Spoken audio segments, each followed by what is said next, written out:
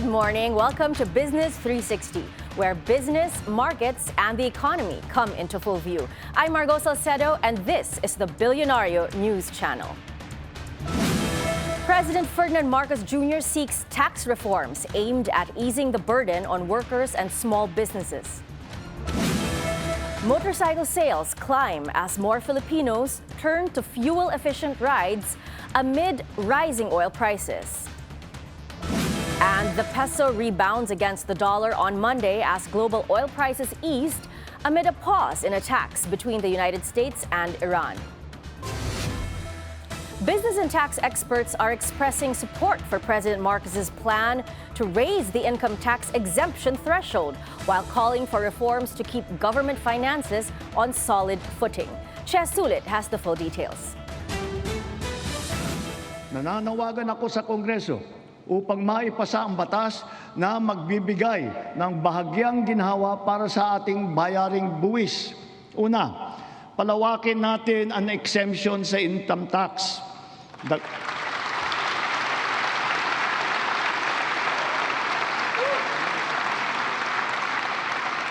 Dagdagan natin ang mga manggagawang malilibre sa buwis sa kanilang kita. Isasama na natin ang mga kumikita ng hindi lalagpas sa 350,000 pesos kada taon. The business sector has welcomed President Ferdinand Marcos Jr.'s proposed tax exemption for Filipinos earning no more than 350,000 pesos a year. PCCI Vice President for Trade and Industry Brian Ang said extending tax relief to micro, small, and medium enterprises would also help businesses cope with rising operating costs. This is a very good solution where you give additional take-home pay for our workers without having to tax the business owner, because we have been complaining. Last Friday or July 25 was the first implementation of the 60 peso wage hike, and we have heard most of our employers, especially those in labor-intensive sectors, complaining that this is not the time to increase wages when so many headwinds and so many pressures on direct costs are being felt by business owners. Bukod pa rito, in his fifth State of the Nation address, PBBM urged Congress to prioritize measures that would provide tax relief and increase the take-home pay of Filipino workers.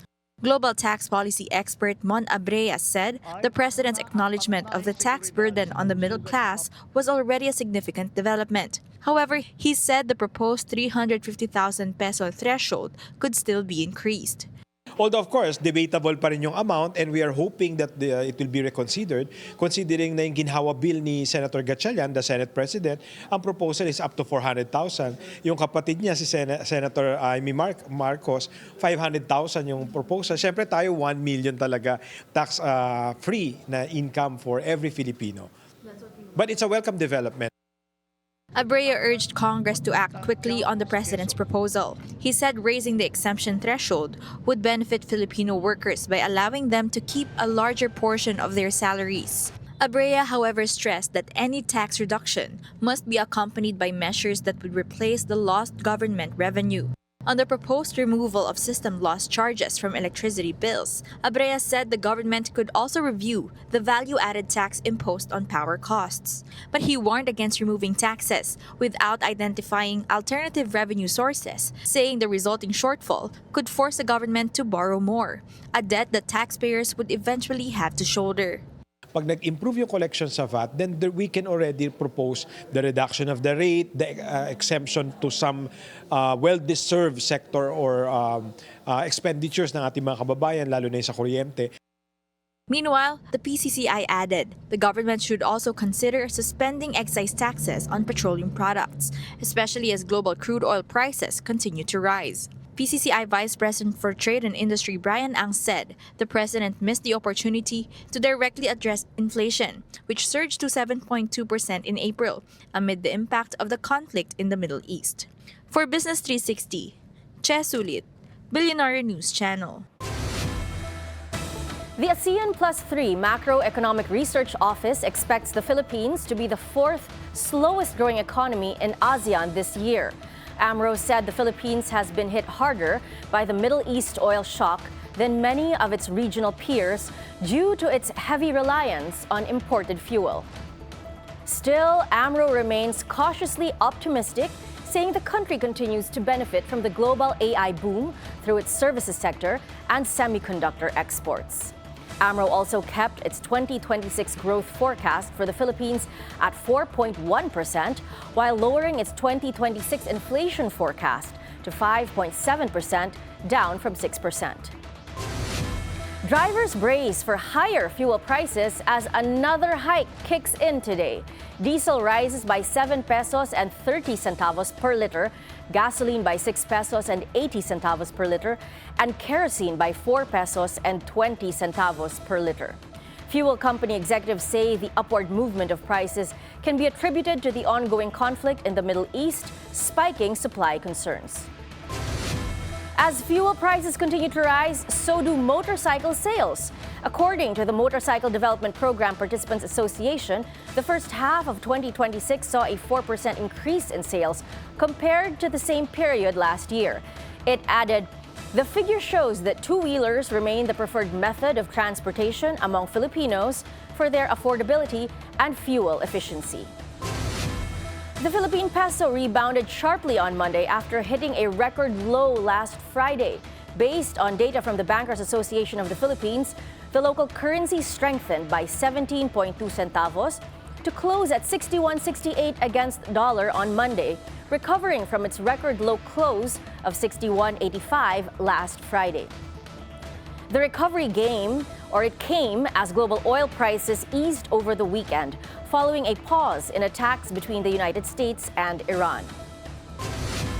Philippine banks' total assets have reached a new record high. Data from the Bangko Sentral ng Pilipinas shows the banking sector's assets grew by more than 10% year-on-year in June, surpassing the 31 trillion peso mark for the first time. The growth was driven by strong loan expansion, steady deposit inflows, and rising investment holdings. Economists also say the country's banking system remains resilient despite ongoing geopolitical risks. Maynilad Water Services will join the Philippine Stock Exchange Index next month, replacing Converge ICT. According to the PSE, Maynilad qualified for early inclusion after meeting the market capitalization and liquidity requirements driven by strong post-IPO share price performance and robust investor demand. This makes Maynilad only the third company to qualify for early PSEI inclusion since the rule was introduced in 2021. The changes will take effect on August 3.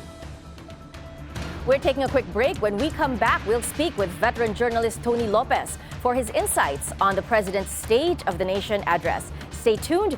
Business 360 will be right back.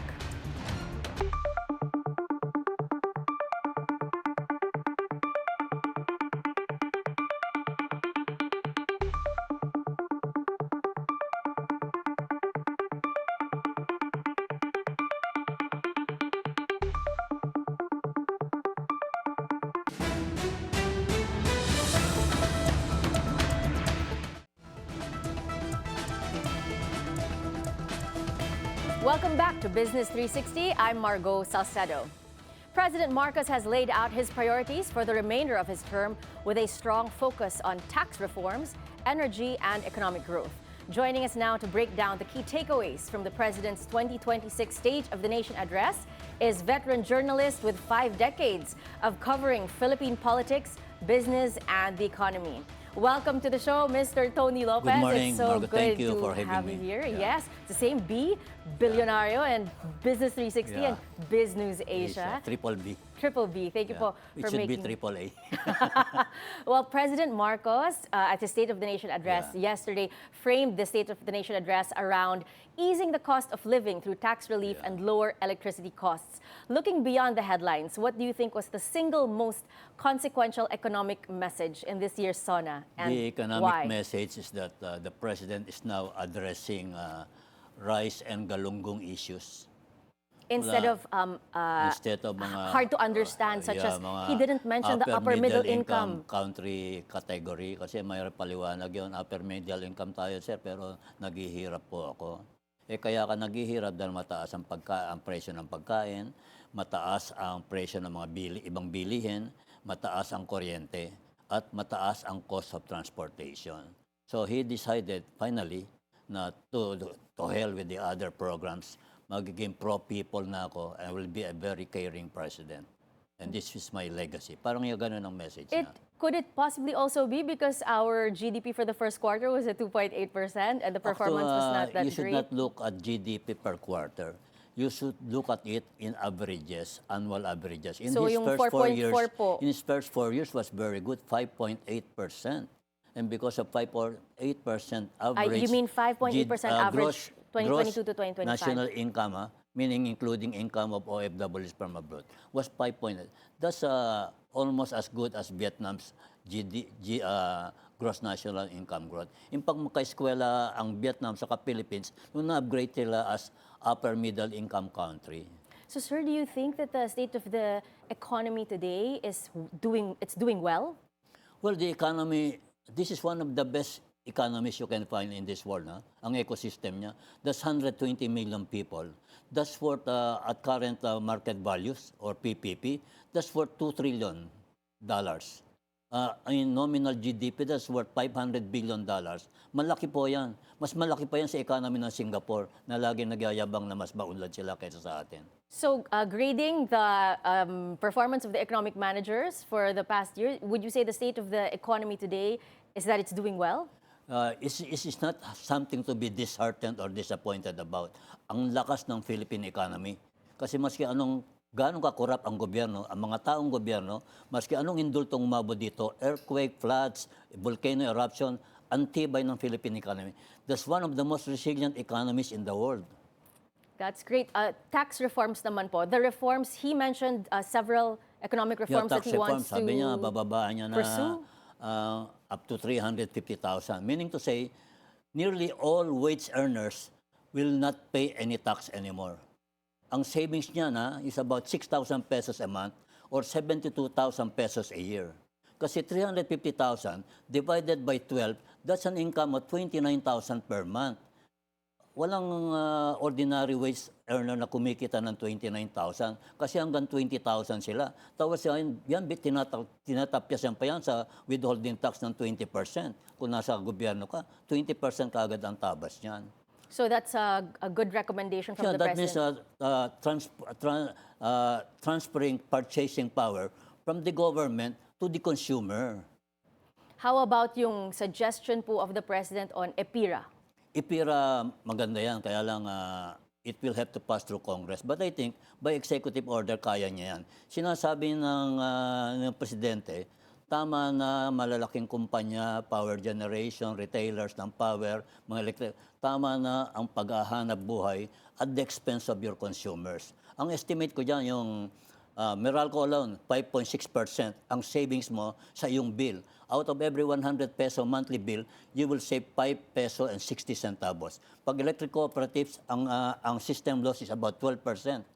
Yan ang kanilang cash cow. Kaya sila kumikita dahil dyan sa imputed subsidy na yan. With respect to energy, isa pa pong nabanggit niya was having nuclear energy. Is the Philippines ready for nuclear Ang energy? nuclear energy, yan yung tinatawag ko na panaginip sa buwan. Mga mahina 10 years dyan. Kasi ngayon nga lang, magtayo ka ng windmill. It takes about 10 years and 100 signatures. Magtatayo ka pa ng nuclear plant. But is it a good time to begin now for, say, the next 10 years? Yung mga announcements po nila is that we're looking at 2030, Actually, 36. we began in nuclear energy as early as the mid-1985. Yung Bataan nuclear plant, 1,200 megawatts of baseload capacity, ready to go yun na lang yun. Kaya lang naibintang na kasi may na-kickback down ng $50 million out of $2 billion. Mura yun minotball. O pinatay, hindi na pinatakbo. Sayang yun. Because of disallowing that power plant, we became energy shortage for several decades until now. But in the grand scheme of things, isn't it something that we should aspire for and start moving on already today, as the president Baka said, mas Ms. Sona? mabilis pa mag-renewable na lang tayo, windmill, solar, mas mabilis ang Well, the president take-off nun mentioned hydro. Hydro mabilis din yan, kaya lang depende sa weather yan. Kasi kung wala naman tubig, anong i-hydro mo? Anong ipa-pump out mo? to create Speaking of electricity. panaginip po, may isa pa pong binanggit si Pangulo sa kanyang SONA. Magla-launch daw po tayo ng rocket ship. Ganyan naman lahat ng panaginip, di ba? Aim for the moon, aim for the stars. Di ba? Literally. Kasi total nananaginip ka man lang, talagang i-max mo na ang panaginip mo. Well, there's one that is quite within reach. And we've also had as a guest here, U.S. Ambassador Babe Romualdez, the Pax Silica. Yeah, Pax Silica. So it's supposed to Pax generate Silica, ibig 700 sabihin po billion niyan, US in dollars. plain language, buhangin sa beach. Silica. Silica is sand. Sand is crystal. Crystal conducts messages, electricity. Yun po ba Maganda yun? pong, Interpretation niyo po yan? Silica. Silica is a scientific name for sand. Bato sa buhangin. O yan. Ang bato na yung crystal. Ang Nasa crystal na team pa yun, rin po tayo ng panaginip. magkoconduct siya ng electricity. Kasi the way to send messages, ang computer is nothing more than sending messages. How? Through a medium called silica. Kaya nga, silicon. Ganon. Hindi po ba ito yung Pax Silica is that it is an agreement among nations na yung paggamit nila ng AI, ng technology is not going to hurt the environment, that it's going to Alam mo be yung good lang among the yung nations. environment sa Pax Silica. Ang talagang kalaban dyan sa Pax Silica, China. Ayaw nilang masapawan sila ng China. Ayaw ng Amerika sa kanyang mga allies sa Asia, Japan, Australia, New Zealand, na masapawan sila ng China. So nag-organize sila in the these are what is called the Indo-Pacific Partnership. That's the largest economic region in the world and the most powerful.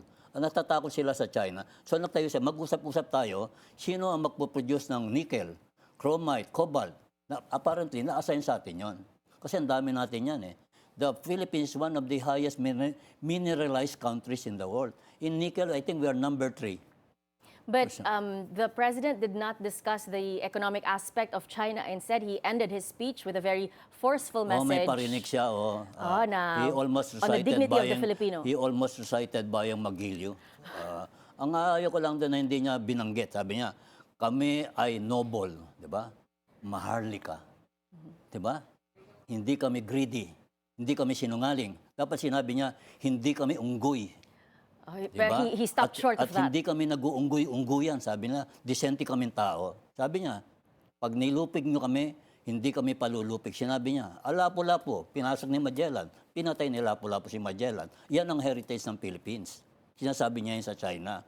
So maganda po ba yung kanyang ending? Ang una, nag-umpisa siya sa anti-corruption. Naghahanap kayo ng balato na number 1 symbol of corruption. Ito, pinamigay ko ng aking pinsang buo. Masakit sa akin yan. Pero hindi ako presidente ng aking pamilya. Talaga naman hindi siya presidente. Kasi nga, yung ate niya mismo, kaaway niya sa loob ng pamilya.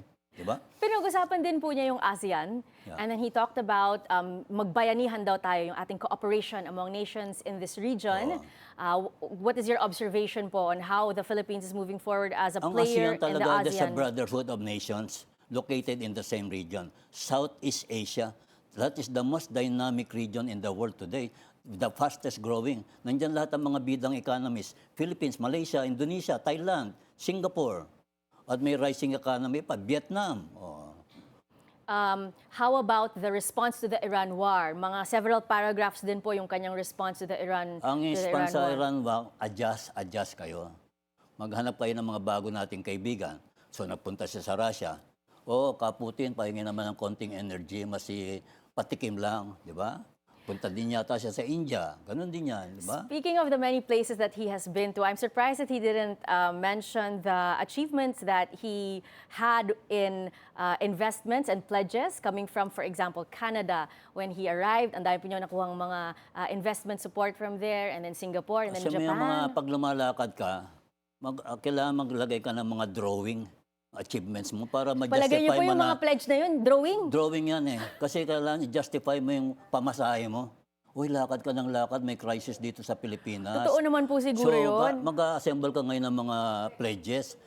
Uy, San Miguel, may kakilala ka ba sa Japan? Mga ganun ba?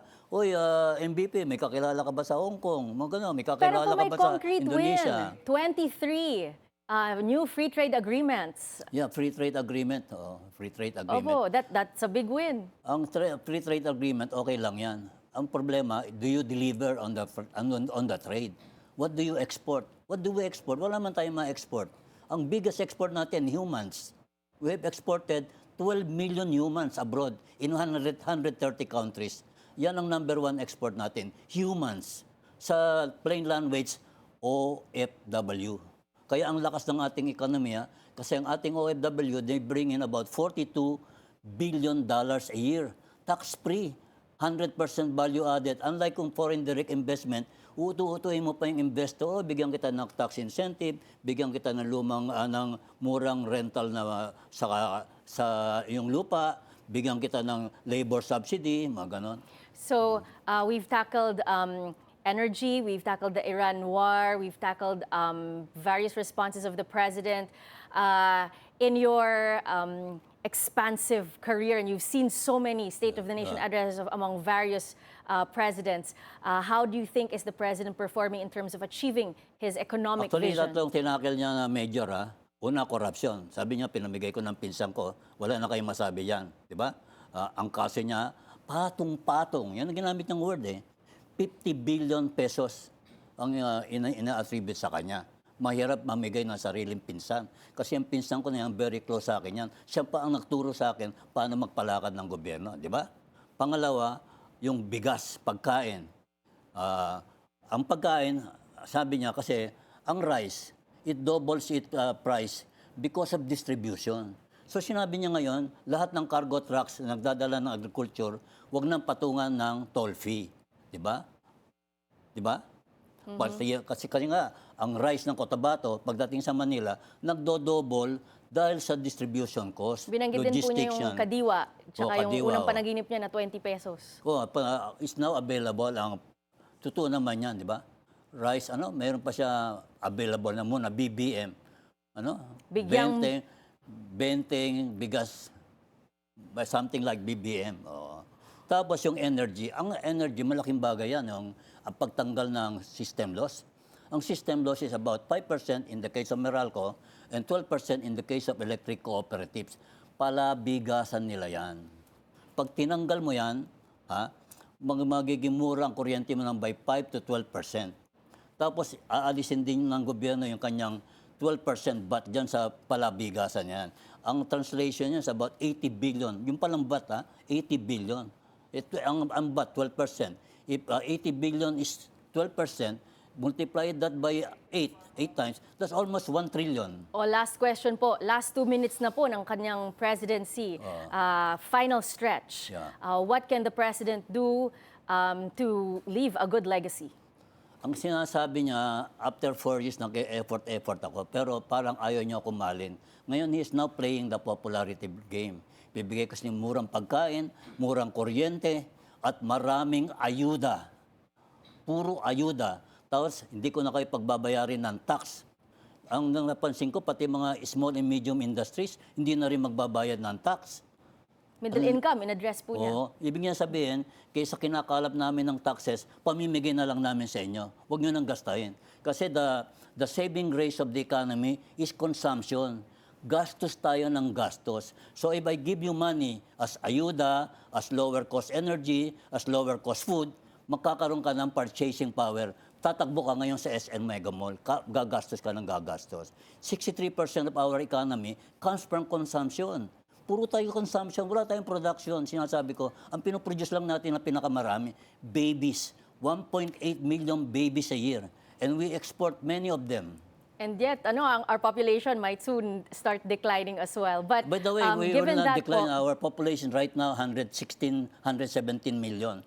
Our resources, mga resources natin, ang ating natural resources, our forests, our minerals, our land, can support a population of 300 million. okay, Ang so Singapore nga can support a population of 5 million. And yet, the entire Singapore, you can sink in the entire Laguna Lake, may sobra ka pang 24,000 hectares. kayang-kaya po. Kayang-kayang. Wala kayong dapat kakaba sa bayang Pilipinas.